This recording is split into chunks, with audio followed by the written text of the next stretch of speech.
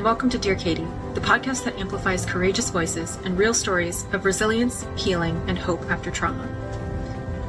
Inspired by the many letters Katie has received over the last 20 years, each week she interviews survivors, healers, and experts to honor their stories and explore the many paths to healing and hope. Before we begin, please know, many episodes of Dear Katie cover sensitive topics related to sexual violence, trauma, and recovery. Listen with care and take the space you need to take care of yourself. Your well-being is what matters most. Now, let's join Katie and today's guest for a conversation that matters.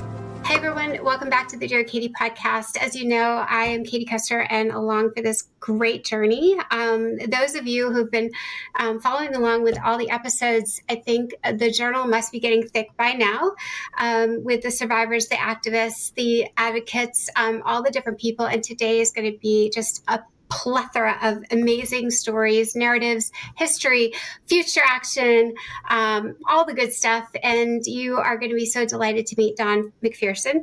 I'm going to let Don tell you who he is. I know him not ever meeting on the same stage, but we literally have bopped around the whole country and probably the globe alongside one of each other in spirit. So you are all in for a treat. Don, welcome to the show. Thank you, Katie. It's a pleasure to be with you. Yeah. So you grew up online. So I guess for our listeners, Don and I are relatively within the same age group. I'll say within 7 years or so. Yep. And so Don came along just before me, but then in life, in birth, I believe, and then came into the movement just right after I was starting to do the work and had been on the cover of Time. So maybe we'll just start a little bit about, like, of course, people know you to play football. So how did that begin for you? Yeah, so, I grew up on Long Island, in a little area of Long Island called Lakeview, which was a very diverse neighborhood. By the time I reached high school, it was mostly an African-American neighborhood. My father was a New York City police officer. He was a detective. My mother was my school nurse in middle school, which was horrific. Oh, gosh. To have your mom in middle school of all levels. Especially the nurse. She knows everybody. Yeah, exactly. And she knows everybody, and I got in trouble every day because I'm a talker, right? So I got in trouble for talking in class and got sent to my mother's office many times. I'm the youngest of five. So 2 brothers, 2 sisters. Both of my whole family was actually pretty popular in the neighborhood where I grew up. Everyone knew my grandmother's dog. She lived on a really popular corner was the way to get to school, the back way to get to school.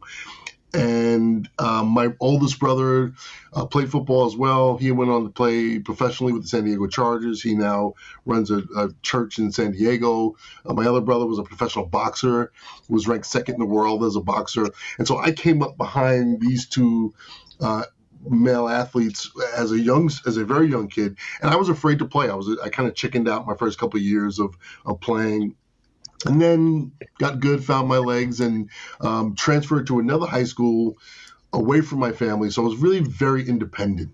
And then went to Syracuse University on a football scholarship, had a fairly successful career there. As you can see some of the things behind me, a member of the College Football Hall of Fame, and all kinds of fun stuff happened while I was at Syracuse. And you were a quarterback. I was a quarterback. Yeah. Yes. And I was high school All-American athlete in 2 sports, football and track, and then an All-American athlete, All-American quarterback at Syracuse. Won all the awards. I was 2nd for the Heisman. I was, it's interesting because it was really before, just as ESPN was emerging as a network. So we sort of talk about our age and the timing of it. Right. And, I wasn't a really, really big star by today's standards, but I was just big enough that I was well known and benefited from the emerging business of sports. And I hated it. I hated that part of the sport, but it did allow me what was starting to become a part of my interest was the ability to talk about social issues. And since I wanted us to talk together, so, as I was listening, I'm thinking about a really important part of what has enabled both of us to do the work. And it's credentials, believability, and you're really good at something. So if you're really, I always tell all my activist wannabes, you need straight A's. Like, you don't get to say I was out protesting and so I got a C or a D. You have to be perfect. You have to do all the stuff for all the people to take you seriously enough to listen. So I kind of, now I'm getting more of it, because then you have at least the doors open and people let you walk in, right? And I think the other thing, Katie, that I've always known about you is not only does your story need to be authentic, but you need to be authentic. Mm-hmm. And I think that's one of the things that I know you've always projected in, and it is that this is me. This is unapologetically me. Yeah. And I spoke at a school recently, and I never know sometimes when I walk on stage what I'm going to say. I know what I'm going to get to. I don't know how it's going to start off very often, and it's really how the moment hits me. And I stood there and I told these students this moment of my life was probably one of the lowest moments, not really that low, but relatively speaking in my sports career, is when it was over. And when I had nothing left in that sport. And who was I without the sport? And it was a very sort of real moment. And it was me just kind of being cathartic in the moment. I think that's when people really connect with you. Yeah, I couldn't agree more. So you're at Syracuse, and you're still, and then you go professional, right? Yes. And so I got drafted by the Philadelphia Eagles. It's interesting because wait, before we get to pro ball, yes, I'm a Syracuse ball. So here, let's just go side parallel. So when you and I also have gone and spoken with sports teams at colleges, we'll start with the colleges. I'm sure you have had this, but I've been brought in, by the Sooners, or I've been brought in by University of Miami, just the football program, or just the basketball. I'm like, one team, 15 humans wants my time. Some of the coaches are all in, and I'm always sitting there thinking, how can I relate to this group when I don't have anything in common. But then you go back to authenticity and shared human experience. But did you ever find, when you've been able to talk to student athletes at the college level, that they were more receptive, or did that at least get their ears listening and their phones down and their hats off, and this, instead of this one, they're sitting up, you know what I mean? All the body moves. Did that, it's interesting about that. Yes, and the fact that I was a student athlete, I always say it gives me the first 5 minutes free. Yeah, right? That's right. First 5 minutes to do whatever I want to do, and not toy mess around up. And not mess up. I get those 5 minutes free, and then I better have something important to say. And it's what's interesting. What you just said is I've gone to places. Maybe a little bit different than you going into a locker room, because that's kind of that's my people, right? It's my home base. Where I spent most of my life. But I've been to places. I think about going to places like Ulysses, Kansas, or Liberal, Kansas, or going to these small Minot, North Dakota. Oh my gosh, where I am. Yeah, I've been there. It's really cold, even in the exactly. summer. That's right. The places that you end up going. And it's the same things. Like, what am I've had that exact thought that you expressed. What can I possibly say to these people that's going to resonate? And then that's when you really have to rely on your authenticity and the strength of what you have to say, and being very real with them, because no one wants to see someone come into the town and lie to them, or tell them something that's not accurate and sincere. But I would add one nuance too as well, Don, because I think what's cool is we have captive audiences. They're required to attend. How unique is it where you now in this day and age get a whole hour of unfiltered time? Yes. Human in real face to face time, right? Not exactly face to face time. It's a rare air we are breathing. Yeah. I draw on. That's the moment that I draw on sort of I don't want to say toughness, but sort of the no nonsense coaches that I was raised with in sport. And I would always say, I remember saying this so many times to athletes. All right, listen, if you have to be here, let's make the most of it, right? Don't waste the hour. Let's really dig in. Call me out on something if you want to call me out, but don't waste the hour. If you have to be here, let's make the most of it. Yeah. And the flip side of that, Don, the line for me was I'll be in the middle of sharing this story of the worst night, right? And then I'll lose somebody in the room and it still is crushing. And so instead of say the most of it, I'll just say, wow, I am so sorry I'm wasting your time. Like, this is the story of the worst night of my life. And I can tell it's not clicking with you. And I definitely need all the people in this room just to hear me. And it's really hard for me to talk when you're not listening. Like, it's like such a guilt trip, but it's how I'm feeling. I'm like, oh my God, I'm devastated. And it's not because I'm greedy for them to even believe me. It's just, can you hear me? Right? Right. Yeah. But okay, wait, we went too fast. So go back, Syracuse. So I was just thinking I'll call this your before self. Like, this is your before self.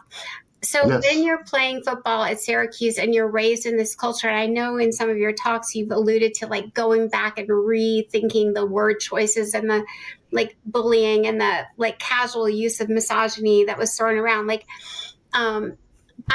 people I think who aren't in the locker room with people like you at either the college or the professional level, it's a mystery. Like, is it really that bad? Are there really jock straps being thrown around with jokes? Like, are there really like, sex, like who's got how many? And I guess, is that still the case? Was it the case?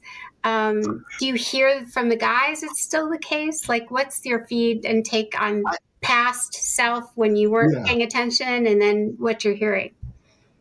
I think it's overly exaggerated. Okay. And I think it's exaggerated because it's romanticized. It's romanticized by men, mostly men who aren't in the locker room, who it's like they want that space where they can say whatever they want to say and sort of have that masculine bravado. And they think that in that because it's really, the locker room is one of the last all male environments, right? Yeah. So all the other places where women have... Except I found out, Don, there's still like country clubs with men's only smoking rooms. Like, hello. Yes. I think... Well, there are still country clubs that only allow women to play on Tuesday between 1 and 3, right? I mean, it's still there. That's still a thing. It's still there. Yeah. And by the way, that's why the locker room becomes this euphemism for the all male environment, because it really is, right? I mean, I remember when I think it was a New England Patriots player who was in the locker room, and I'm trying to think of the reporter's name, but a woman walked in, and he's like, I'm not putting clothes on because there's a woman in the locker room. It was this big controversial thing that all of a sudden a woman was in the locker room when men are getting changed, right? And so there's an exaggeration of it. The reality is, I remember the locker room. It was a place of physical pain. You limped in, you limped out. You beat each other up on the field and in practice and in games. You talked about the game. You talked about the stresses of why you were in that locker room. Now, there is downtime, but that downtime is no different than downtime in a corporate boardroom, or downtime when men start to talk about whatever they gather and talk about to make themselves feel good. Thanks for clearing the air there. Yeah, it kind of, as someone who's been in all sorts of different environments, I tend to be kind to those that get over exaggerated, because it allows other men off the hook, as if it's happening there and it's not happening in other workplaces and other spaces, which we know it is. And so, but my experience also was, as an athlete, as I said a moment ago, I wasn't into sort of the bravado of it, and I was kind of very independent and sort of aloof, which is a odd quality for a quarterback who is supposed to be sort of in charge of things. And so I was always kind of a little distant from my teammates. I was a bit of a loner, even though I was a leader. But that I felt like, and this is important to the work I do now, to have that sort of distance from the crowd, to not be influenced by the crowd, was very important to me. And it was more around alcohol and other behaviors that I didn't want to engage in. So I distanced myself, and I took on a persona that I was very much crafted. I started wearing a shirt and tie when I was in high school to school. And then when I got to college, I maintained that. And was just, I used to wear my grandfather's fedora. I would walk around with a cigar. I wanted to be an old man, basically, because I felt safety in that. Yeah. I didn't have to be young and cool and hip, because I wasn't. So there was a safety in this projection of an older sort of distance from my peer group. I think that makes so much sense, Don, because definitely I would say I was a loner as well. And I didn't try to fit in. I just did a whole bunch of other stuff. And so Right. I always joked when people say about dating before all this, I was like, I had to import my boyfriends from other high schools because I was going to be the top of my class and I wasn't going to date a stupid boy. So I was like, I'm not going to date somebody less intelligent.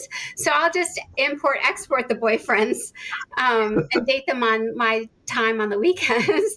But it was like I was pretty intense about everything else. And I do think that those two things we have gave us the strength and the, I guess, the ability to navigate the world alone. Yes. But anyway, so you're done. So I always think it's interesting. You still went and played pro ball for a while, right? How many? 7 years. 7. And then what happened? Why did that end? I don't know the story. This is a story I told to a group of students just recently. I lost interest in playing, and it was no longer fun. I wasn't having fun. And there was a moment where while I was in college, I started working with a drunk driving prevention program here in New York State. And I kept working in schools while I was playing professionally. I brought a program from Long Island to Canada when I was playing in the Canadian Football League. And so I was very interested in working with young people.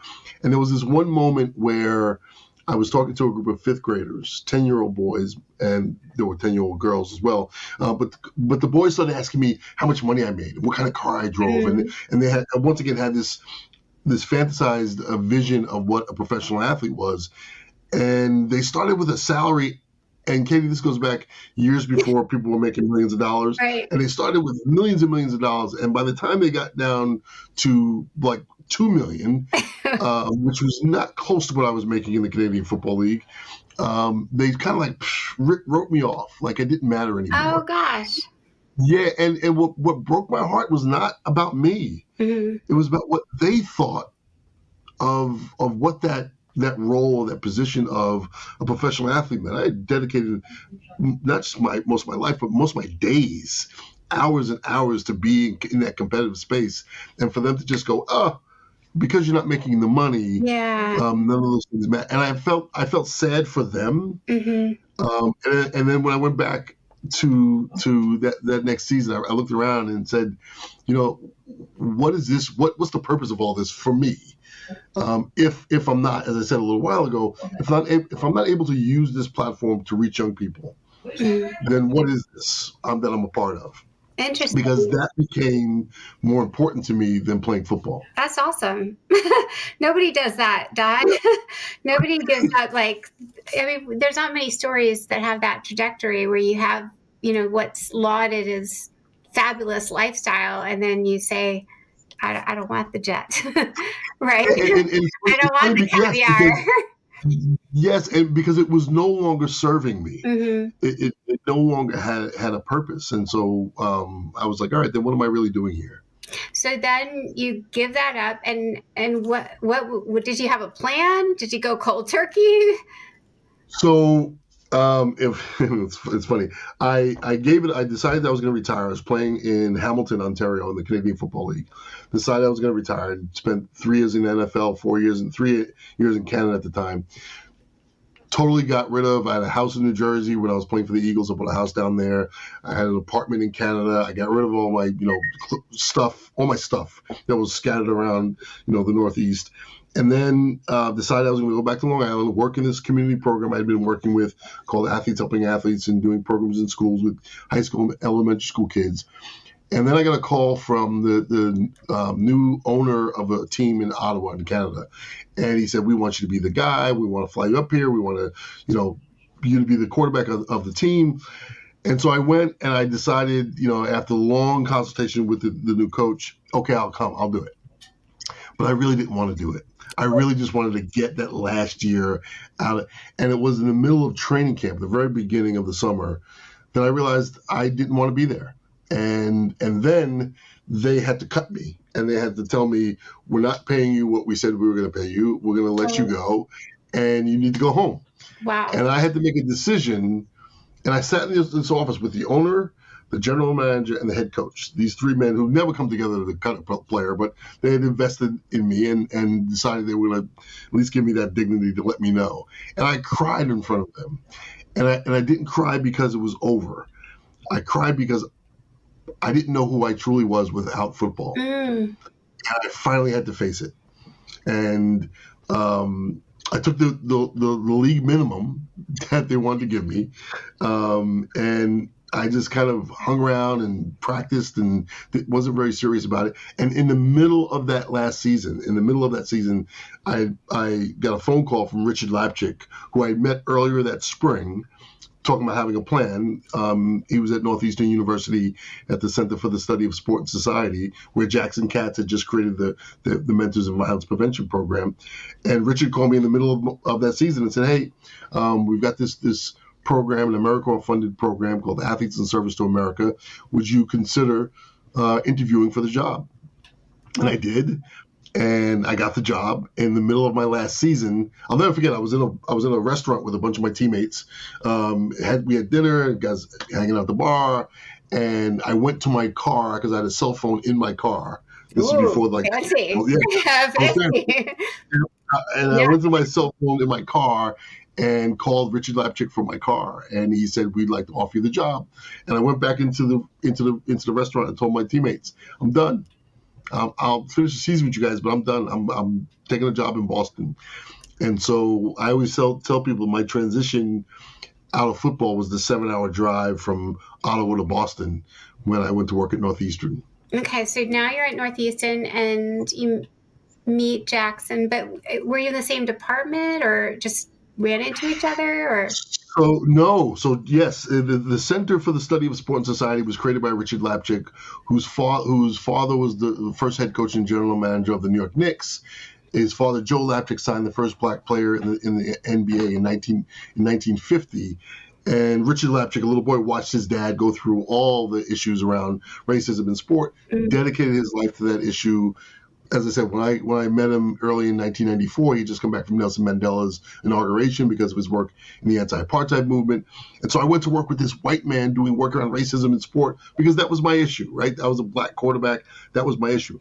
And the program that they had developed, Athletes in Service to America, was a national program that was taking elements of what they were doing in Boston, one of which was Jackson's MVP program. So my job was to learn from Jackson, take portions of his program and deliver it to Buffalo, Reno, Nevada, Austin, Texas, and Lexington, Kentucky, where we had satellite sites with different college campuses. And so I had to learn from Jackson. I had to learn what his program was.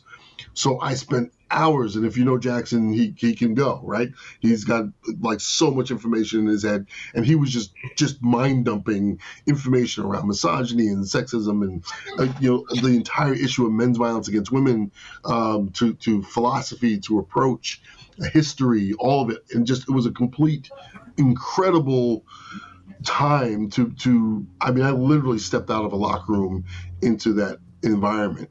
And I had one of the more brilliant men on issues of masculinity and men's violence against women in the world just dumping information on me, and so much of it, not just did I identify with intellectually, but going back to the locker room, I saw the environment that I stepped away from so clearly.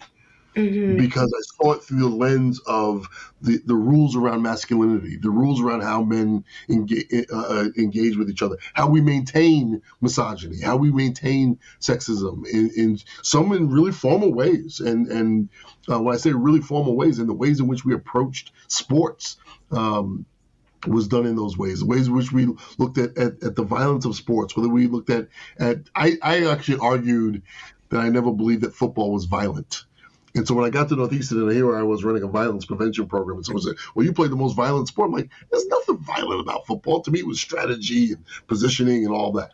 And then you start to look at it when you step back and see things differently. And so I jumped into this incredible environment where I was learning from, and at the time in Boston, Carol Gilligan and Nan Stein and all these feminist scholars and others who were doing the work. They were just there. It was just an amazing time at that time to be in Boston in higher ed around these issues. Yeah, so you soaked it all in and you're learning how to go and deliver in front of students. But those are ready-made opportunities, more or less, right? When you're going and they know you're coming and you have a banner that you've got going. Right. I guess, how did you make the jump from there to just decide, I have my own lane, I want to do it myself? So we were doing the MVP and delivering MVP in those different places, and here's sort of the historical arc. So that was 1994. The other thing that happened in 1994 was I call it the summer of OJ, and it was the summer of the OJ trial and all the attention around issues of men's violence against women and sport.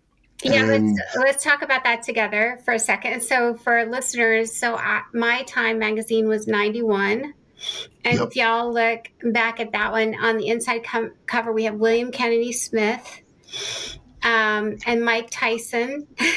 Yes. Back, we have the early part of like, oh my gosh, these are real humans. I'm like the least famous nobody 18-year-old kid. But then there's celebrities getting called out. And then in 94, Dawn, while that's happening, there was the rally on Capitol Hill with 250,000 people for Nicole Brown Simpson. So I'm now 21 and at that rally on the stage as the youngest, and I wrote my speech on the subway in my head and got all fired up. So that's like, just imagine for our listeners, what's going on is all of a sudden there's mobilization and there's Take Back the Nights going on, which they had been going on, but they're definitely going on. And there's, protests. And then there's a few theorists, researchers in the ivory tower publishing more books and doing more of the formative numbers out there. Like, yes, we really have a problem. This is a real issue. And then we have legislative change going on. Like, I was testifying on Capitol Hill for the Sexual Assault Victims Bill of Rights, and we had the Clery Act. That was in 91 in March. And so all of that's going on. So just for our listeners, so Don and I he's in Boston. I'm on the Greyhound bus going around speaking while I'm a student in college. Unbelievable. Yeah, during any break, I even flew once, Don. I spoke at Stanford to a fraternity, a whole bunch of Greeks on a Sunday night. And I said, I'm only coming if I can get the red eye, so I make my 8 a.m. Monday morning class. And I took my chemistry book on the plane and studied the whole way out and back. And then to make it worse, the fraternity guys like, we're having exotic erotic tonight. I was like, what is that? And then they're like, we want you to come. And then I find out it's like pasties. And I'm like, I don't think it's a good look for the date rape speaker to wear pasties to exotic erotic later the same night. Right. Not a look I want. Katie, you're speaking about the moment that I am very, very honest about is that, when we talk about privilege, The first chapter of my book is titled Black Man with Privilege, because people say, oh, you're Black and you're a marginalized identity and blah, blah, blah. I didn't come to this work as a survivor, nor did I come to this work as a perpetrator who was mandated. I learned about it. I was like, whoa, my silence has been the problem. And your path to that moment of all that stuff that you were enduring and dealing with, and the Greyhound buses and the whatever that night is at Stanford, and the way that you literally had to fight at a time when people were denying that there was a problem. And I came in '94 when it was arguably. I tried to explain to people how famous O.J. Simpson was. Huge. And he was not just a Heisman Trophy winner. He was not just the all-time running back in the NFL at the time. He was also a Hollywood actor. He was a Black guy doing commercials and endorsements before that was even heard of. Right. It's what he was doing. Remember, Run OJ Run. Beautiful blonde in a mansion. Everyone knew him, and he crossed over in multiple genres of society. And so, for that moment in '94. When the murder occurred, and I have my own theory about that, which we can talk about another time, and then the subsequent car chase. I mean, it shut down national media. It shut down every screen was the same. And it's hard for young people today to understand how much that was. Like, we all grew up in the 70s with Walter Cronkite as the number one news source, right? And so there was a time when the world was fixed on one thing, and that's what was happening. And all of a sudden, as a former Black athlete, the conversation around Black men, Black athletes, and violence against women, because of Mike Tyson and OJ and a few others. I was on I was on the Phil Donahue show before I even understood this issue, because Donahue was covering this issue. That makes total sense. You were a spokesperson. So I didn't. Let's find someone. Who do we know? Exactly. Yeah, and they send you a plane ticket, and they think you have nothing else going on in all the world. Like every TV show, I swear to God, Don, they would send me stuff. It was like snail mail. Like, I would get paper, hand carried delivered tickets to fly to whatever show it was. And I'm like, I have to go to class. But they just assume you're going to want to be on every single darn show. Right. Yeah. Exactly. It was something, but I still got straight A's. I just, it was crazy. I loved it. I look back, and the harder it was, the more I love it. The more people hated me, the more I was like, I can do it. I was like, bring it on. Wow. Yeah, I loved it. But I think that's why I think it's so cool, because you're coming at it from also a token. Like, I became a token, and you're a token. You're like the go-to spokesperson when they need someone on. It is still that way today. Hello, dial up CNN. Who do we need? You're on the short list, but. Okay, so now you're starting to get media, but I still didn't hear, like, how did you carve out, like, the Don way of doing it? So when I learned from Jackson about the issue, it's sort of really understanding masculinity and the social construct of masculinity, and obviously the link to men's violence against women, I really started to, and this goes back to the authentic piece.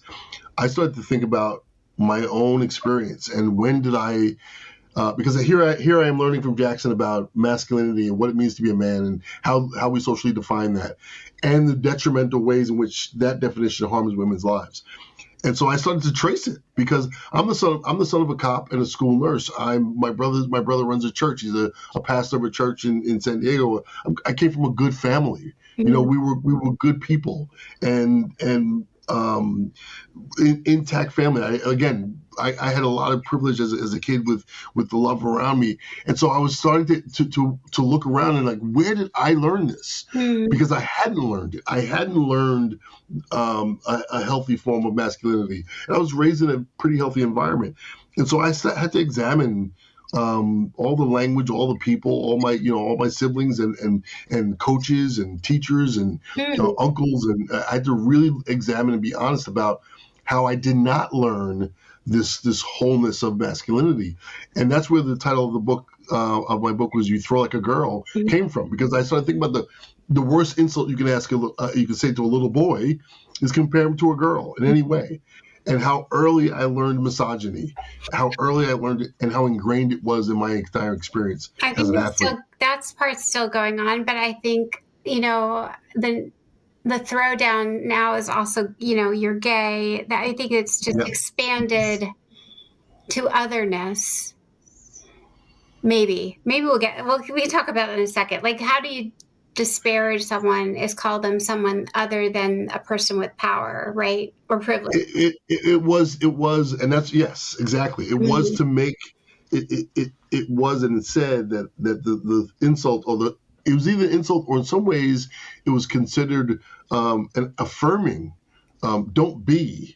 Right. It was used to encourage. Yeah. But fundamentally, it says that women and girls are less than. Right. You don't insult somebody by calling them something better than. Right. You insult them by assuming that in some ways. And so that's when the sexism and the misogyny comes out. And were you doing all this introspection kind of in your own bubble? What is that operationalized like? Were you reading? Were you going to lectures? Were you just talking to people, talking to yourself?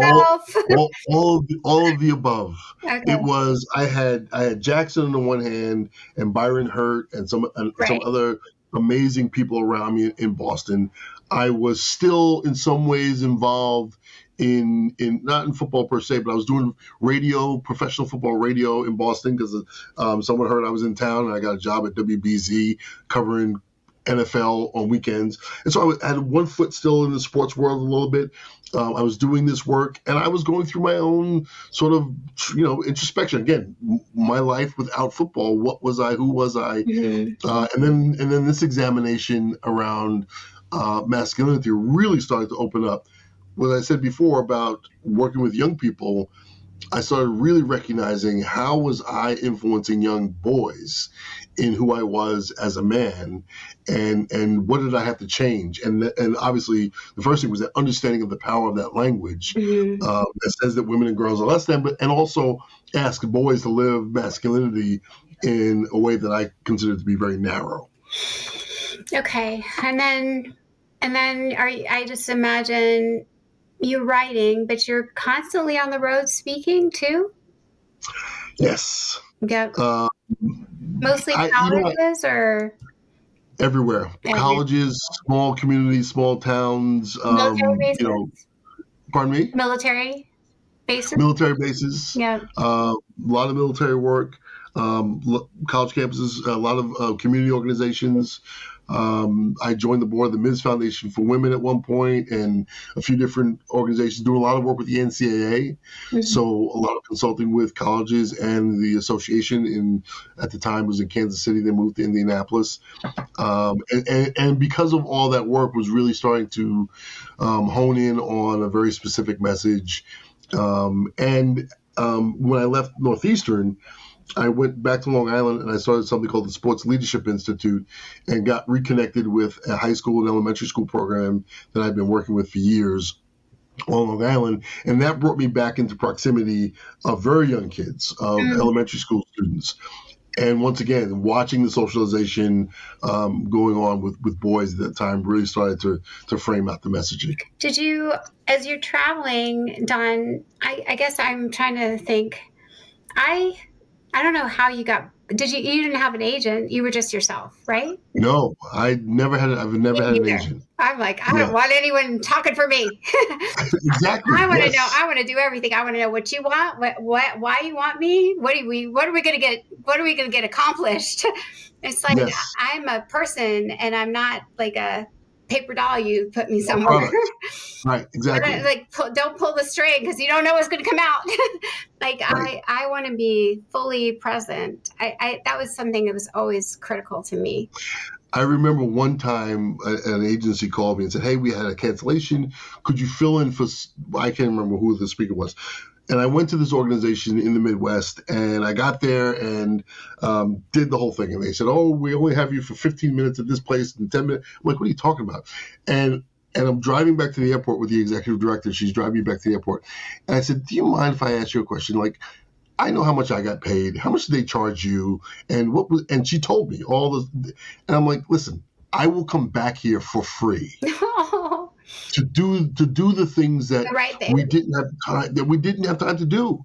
Like, I had no time with her staff. Yeah. And here I was. I went to a donor's house and did 15 minutes at a donor's house with a bunch of wealthy folks who were, and I said, you didn't get the bang for your buck.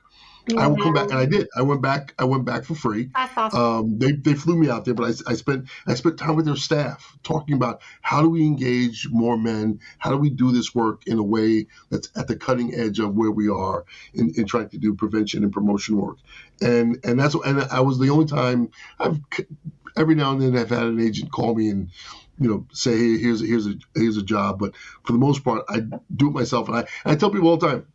You don't pay me per hour. You pay me to get on the plane. After that, I'm yours. Let's go to work. Let's get it done. Let's maximize the amount of time that I'm in your community. Yeah. And I think it's really important for our listeners just to know, like, if you're inspired by, like, if you want this kind of crazy life where you're an activist, I think it's a word we said initially, authentic, but it's also, it's hard. It's like, you want to be a public speaker? I'm like, I didn't take a class on it. You just do it again and again and again, and you do it here and you do it there, and you see what happens, and you see what happens in Montana, and you're in the gym and you have a bullhorn and the power goes out and then the sprinklers come on, and then there's cows mooing and there's a fly in your face, and then you're like, oh my God, what do we do with those kids who are leaving for soccer practice right now? And then you go talk to more people. Like, I would just, one time, Don, I would go recruit my audiences because I was like, I'm going to figure out how to get them to go. And they didn't know who I was. Like, no picture of me ever looked like me. So I went to the, it was Texas A&M, and it was the Corps of Cadets. And I went up to the director, and he said, if you come running with us at 5 a.m., I'll get my guys to go. I'm like, okay, I'm there. So I went running. I did all the chants. I'm like, don't test me because I'm there. I can remember at Haverford College, I just went to the cafeteria at dinner, and I was going to speak like in 2 hours, and I would just go up to all the guys. I'd be like, there's this amazing speaker tonight. And they're like, what are they talking about? I'm like, it's sex. It's about sex. It's about really good sex. I think you better come. And then sometimes they'd show up and they'd be like, I would sit in the audience with them until they introduced me. I do that a lot as well. And I sit there and I ask students, like, do you know what this is about? Like, and now that I've got the gray hair and they know I'm the speaker. They can guess. They can guess, right? You don't look like you belong here. I think that's what I love too, Don. Is like I think what makes us look, we love it. We've been doing this 30 plus years, and I love it. It's just you have to go and want. You have to want to do the hardest. As another thing about agents, like, well, I was going to ask you, like, I want to go where no one's gone. Like, if no one's ever had a sexual assault speaker at that school, that's where I want to go. How do I get in? Do I need to convert? Like, what do I? And I've been where women can't stand at the pulpit, or, like, I've spoken at one time. This was so funny, Dawn. I'll tell you this, and then you've got to tell me some stories. My Time magazine cover makes me look like light skin black. Like, some people are like, oh. And so back then there was no media, like no one, people saw that thing, but it was a historically black college in Alabama, and I got off the plane and they picked me up, and they were like looking around, and I saw my name on the sign, and I walked up to them, and their face like, oh no. I was like, it's okay. It's going to be great. And it was booked for the chapel. Like, it was required for every student. And then they tried to hide me. I'm like, I'm going to watch. They put me in this. There was one white woman who worked there, one in admissions, and they found her. And they were like, you can talk. She's going to show you around. It was so awkward and so embarrassing for everyone. I was super excited. I had no judgment in my world. Like I love everything. Show me more stuff. Give me, I want to see everything. And so finally I showed up, like they pulled the curtain aside and there I walk up and it was like the whole audience was stunned. So and then plus the topic, it's like, I'm not even a juggler. I'm not here to yodel. Like, right. I'm not even cool. I'm here talking about sexual assault. Right. And so my life, I don't know. So I was curious, like, have you ever had those moments? And I probably chose them, right? Like, I'm like, yes, I want to go everywhere. And I wanted to. I was like, if it doesn't pay, I don't care. Can I get there? Because and I was like, and the other thing, and then I want you to respond. The other thing I always believed was the communities that need the most, where the people who start to have a shape shift, then they leave, they get burnt out. And they leave their community, and then no one's left to say anything else. So I'm like, don't leave. You've got to stick it out. Be patient. Like, the agents of change can't all just congregate in Boston. Right.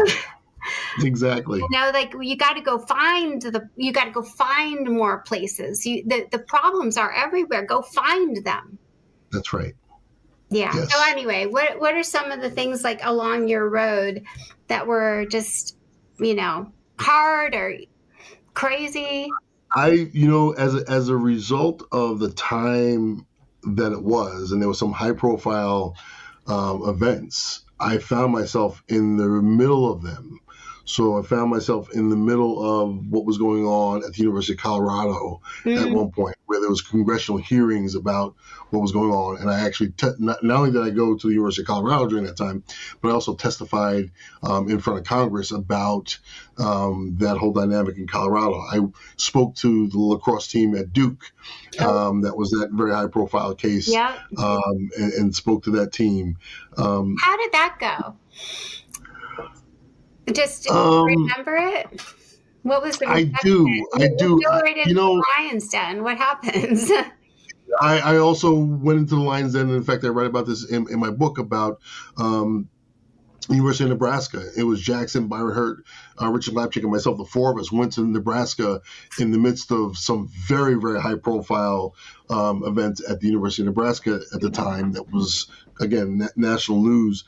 And it was, in every one of those moments, there are individuals within a team who do something, and then the team or the institution gets painted with that broad brush. And to your point, the individual very often who did the act that now we have to go talk about is gone. And so you have this room full of men sitting there going, I didn't do this. Why do I have to sit through this? And I get that. But once again, I would approach it as, here's a moment for us to learn. Here's a moment for us to make sure it doesn't happen again. Here's a moment for us to talk about why it happened, how it happened. And so what I found in that process, I'll never forget when we went to Nebraska, Jackson, Byron, and I, Nebraska at the time had what they called walk-ons, and they had a lot of walk-ons. So they had a couple hundred kids, on their football team, 90 of which were part of the team, but then you had all these other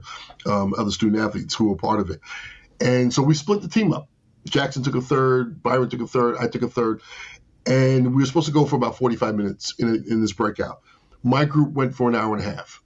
And I had a coach knock on the door and say, Don, you got to let them go. I said, I let them go 40 minutes ago. These guys wanted to talk. And then the next day, we went out to the practice field because we were going to do more sessions.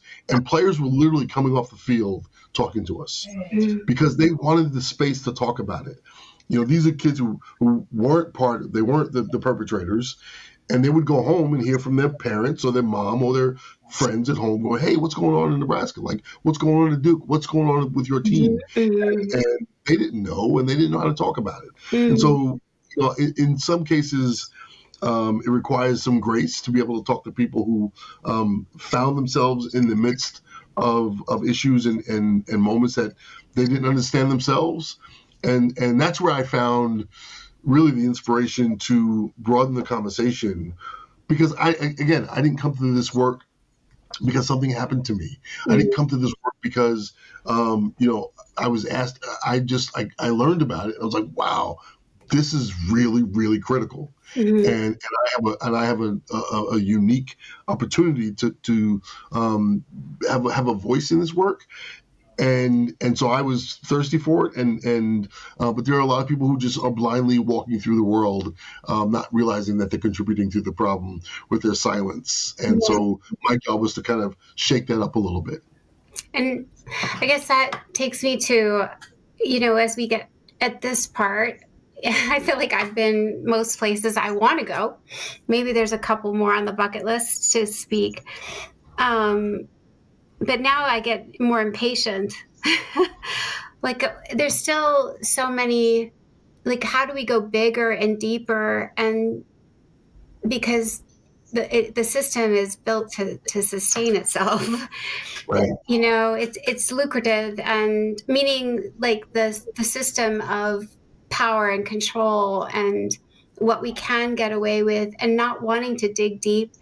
And anyone who does seems to lose power, right? Like if you think about how are we going to affect more change, like it take back the night I was thinking. So Don, I don't know if you knew this. Maybe our listeners do, but I was thinking, you don't see the headline that says therapy session changes corporate culture. Right. And while I love RAIN, and the hotline was such a great idea.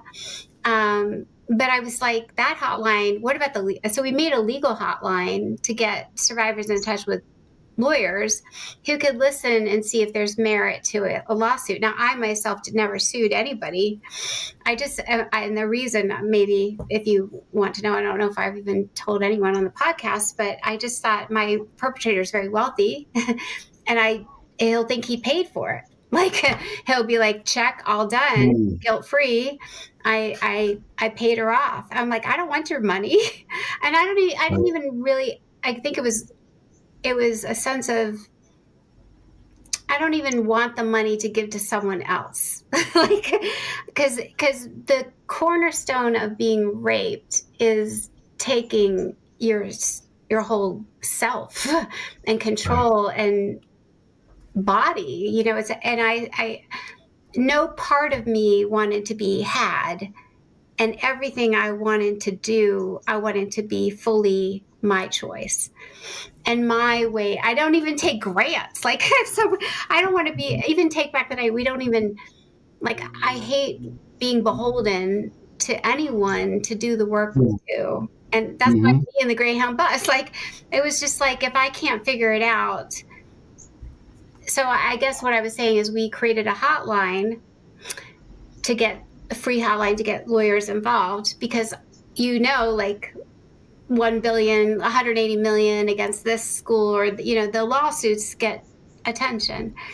And right. At least it's a larger form of accountability, a larger meaning more entities at one time. And you and I have spent a lot of time, I won't say that speaking to 2,000 or 5,000 people in an auditorium isn't a lot of people. I don't know your largest audience. I remember 250,000, but then it was like, there's like 8,000 people. There are people out there. But they're still like, it's just this many.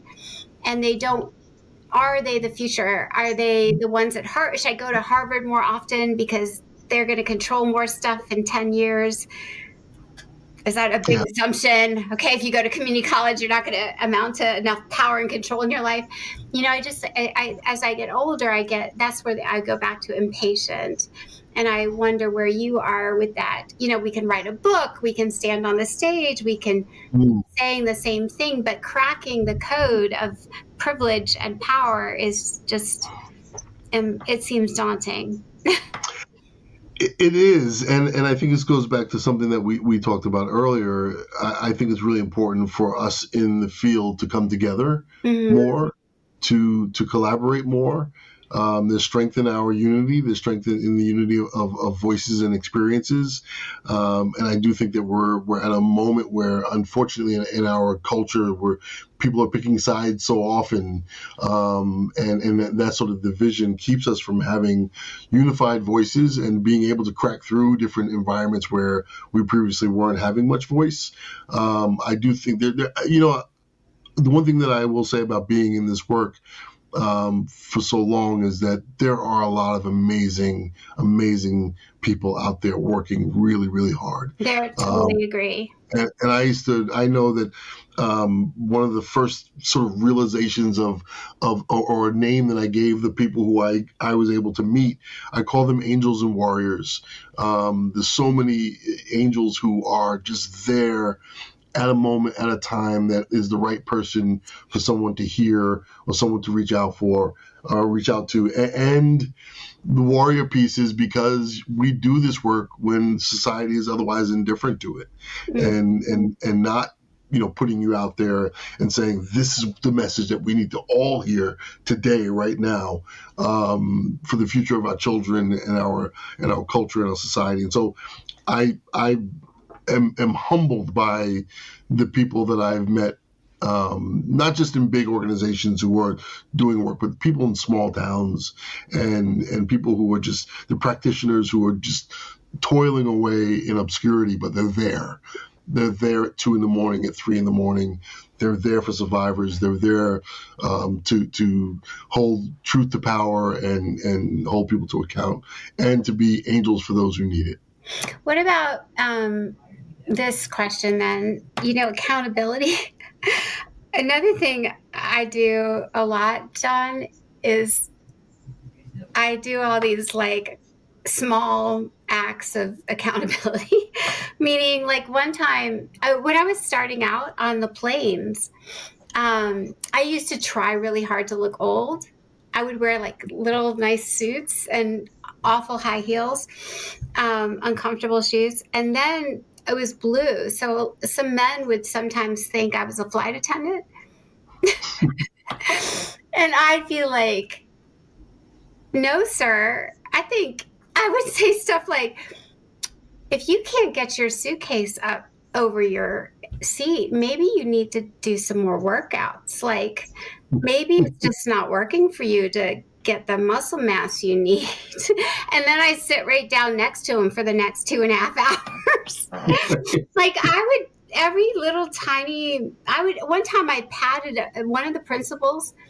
He was 6'3", Dawn. After my speech, I was still in college. I remember it was an earlier one because I looked like a high school kid. And he came up and he did you did such a nice job up there with our students.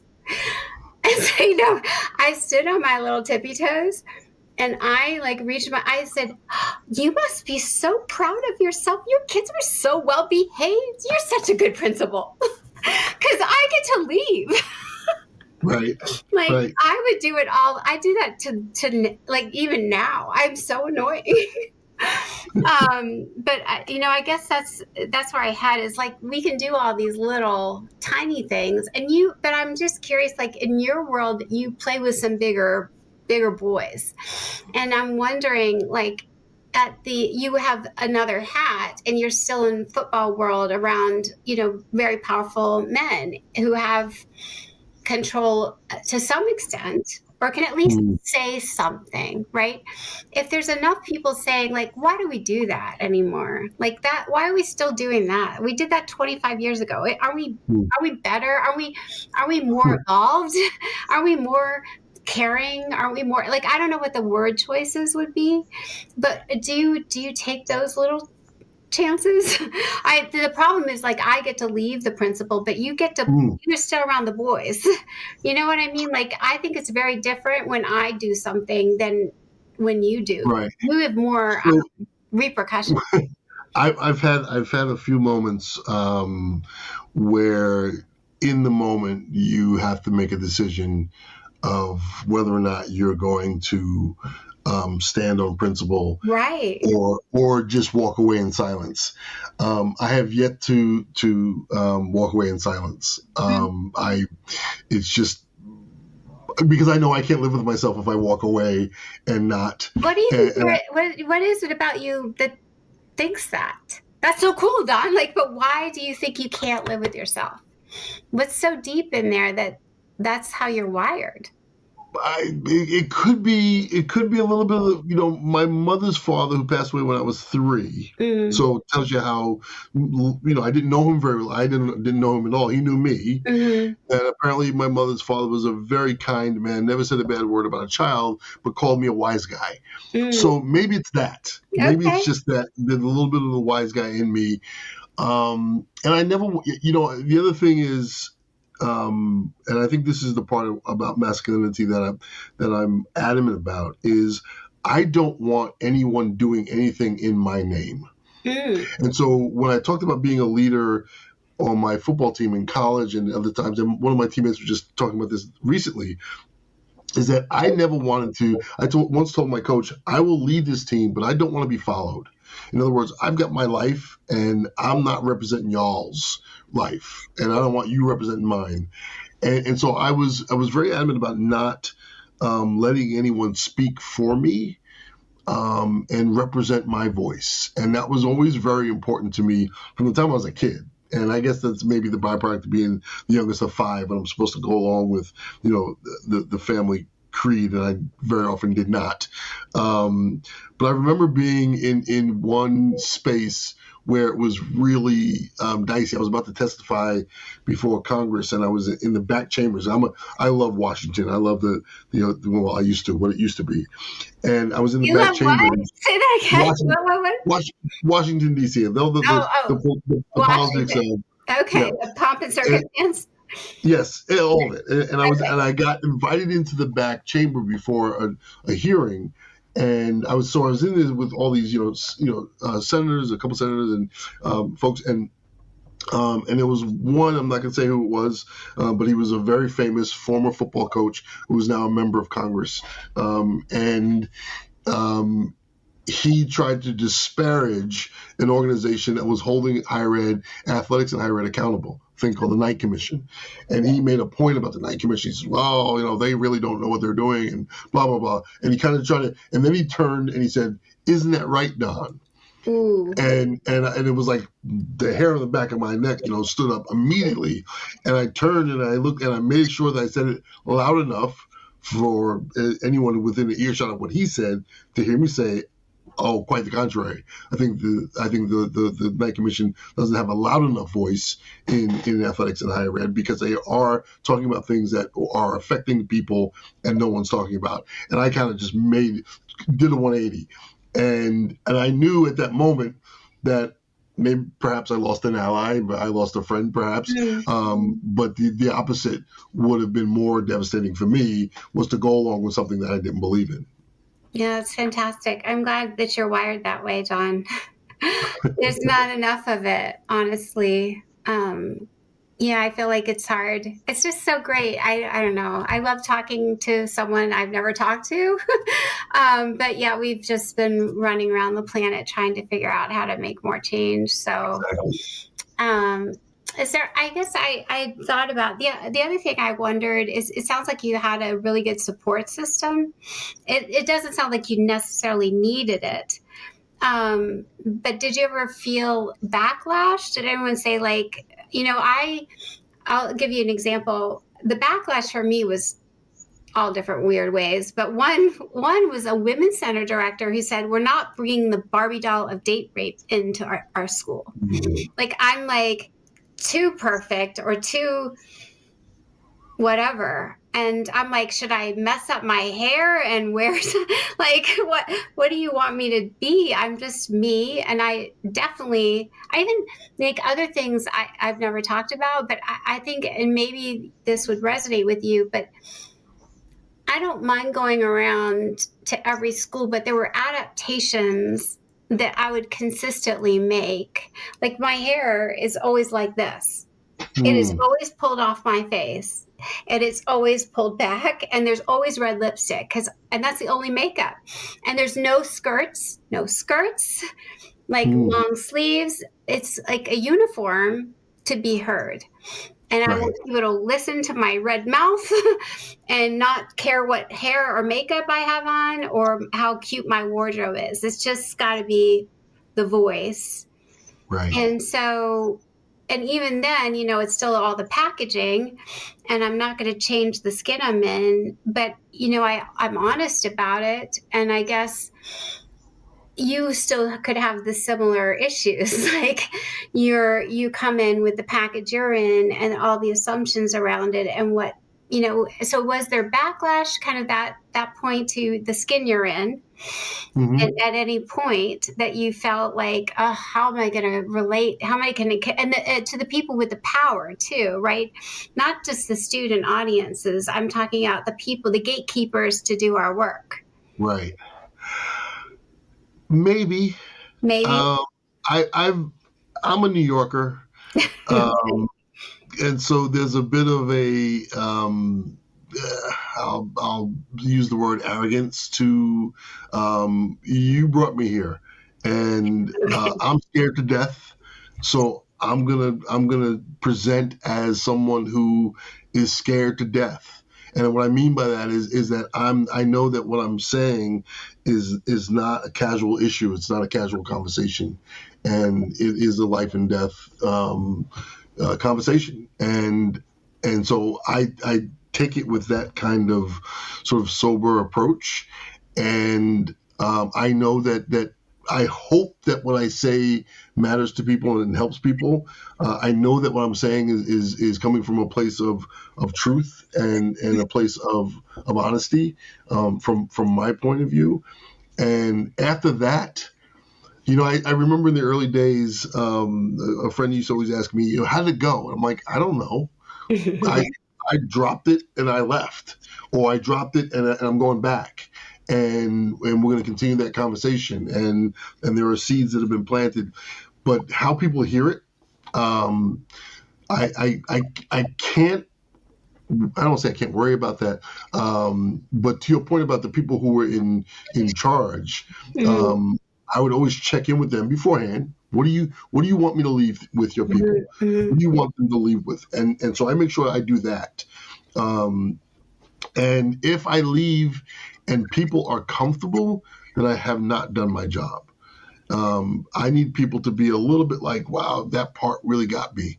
It's funny because I just saw a football coach who's now doing broadcasting, and I've had several times I've had a coach in the room, and they thought that I was talking to their student athletes, and they realized halfway through that I was talking about them. Mm-hmm. I love that. I had one coach who literally one guy drove me to the train station afterwards. He goes, can we talk? I'm like, sure. And he said, you called me out several times today. And he said it was uncomfortable because you called out things that I do with my team, and my teammate and my players were giving him the side eye. Like, he's talking about you, coach. You did this today. Nice. And that coach drove me to the train station. Yeah. Because he wanted to process some things that he knew he was doing. That's so good. And so, and another guy I just saw on TV, and I remember him coming up to me afterwards, and he said, I always thought you were talking about this, and you did this one thing. And he said, and I saw my daughter. Oh. And he was another one who, all of a sudden the light went on halfway through that I was talking about him. Yeah, I think to your point there, first of all, thank you for doing those little things. Those little nudges. Yeah. They're so good. I loved it. I did one of those at Collegiate in New York City at the boys' school. I quoted, they didn't know I was the speaker, and I walked past some of the boys sitting on a park bench. Yes. And they said there's some untapped girls over at Spence, was their language. So I rattled off, I paused on my story and rattled off a whole bunch of problematic things I've overheard along the way and slipped that one right in the middle. Yes. You gotta love that. So I guess for our listeners, Dawn and I, it takes a long time to be this confident at public speaking. It really does. What I love is, Don, there's so few people out there who are so confident in any environment as a public speaker, and I think it's a testimony to all that work you did and all the work you do and you continue to do, and be humble about it. And it's like shining right through here. I'm so happy. I'm so happy. There's a part of it that, and I've been very honest with myself about that ability. People always say, "Oh, public speaking is like the most fearful thing that people do," right? I am more comfortable. Put me in a room with no script, no nothing. Just go. There's 800 people in that room. Go talk to them. I have no problem with that. Now, I will die 1,000 deaths before I walk on stage. I will want to throw up. I will want to turn around and run. But once I get past the first 10 minutes, I am more comfortable in that room on stage than I am in one-on-one or a small group setting. And the reason why is because I'm in control and of that moment. Like, I've got eyes on me. I can take this audience in a lot of different directions. And I know where I want to take them. Mm-hmm. And so there's a feeling of control. Of the narrative of the conversation. If you're in a conversation with 5 people, the loudest voice might get their point across, right? In a group of 5 or 10 people. But if in a group of 1,000 and I'm the only one with a microphone, I got it, right? And so you're going to walk away knowing what I think. Mm-hmm. And there's kind of a it's definitely ego. I'm not above saying that there's not some ego attached to it where I would never forget speaking at the Naval Academy, and it was the entire Naval Academy in the gym. So in the basketball arena. In the basketball arena. I know. And when you finish, they all have to stand up before you leave the stage, which I didn't know at the time. And I had finished, and I had at one point I threw a marker over there. I had a magazine that I threw over there. So I had stuff all over the stage that I had to go collect. And they're all stand up, and I'm like scurrying around stage trying to pick up my stuff. And all of a sudden, all the confidence that I had, walking off the stage, with the mic drop moment, turned into like a Marx Brothers routine where I was scurrying around the stage picking up contraband. Awesome. Well, I hope our listeners got just a ton of stuff. And the only last point I think that struck me as we were talking is, when you talked about losing your identity, part of the bigger sense of myself is when we think about power and control and loss of control and power, it comes back to what is the identity we have. And when we're unclear on that and we grasp at others for that power instead of find internally ways to have an identity that brings us a sense of power, is the frailty. And I get worried that we're not headed in a identity. We're headed in a really complicated direction right now. With the question of who I am is something that everyone's struggling with, and so identity is really all over the place. But getting more confidence, I think, is maybe something all of us can talk about. The movers and shakers. And I guess for my listeners, my gosh, there's nothing. Don had a few kind of cool degrees and accomplishments that we started out with that. But I just want to reassert that, at least know I'm 18 with no degrees and no parent support and no money.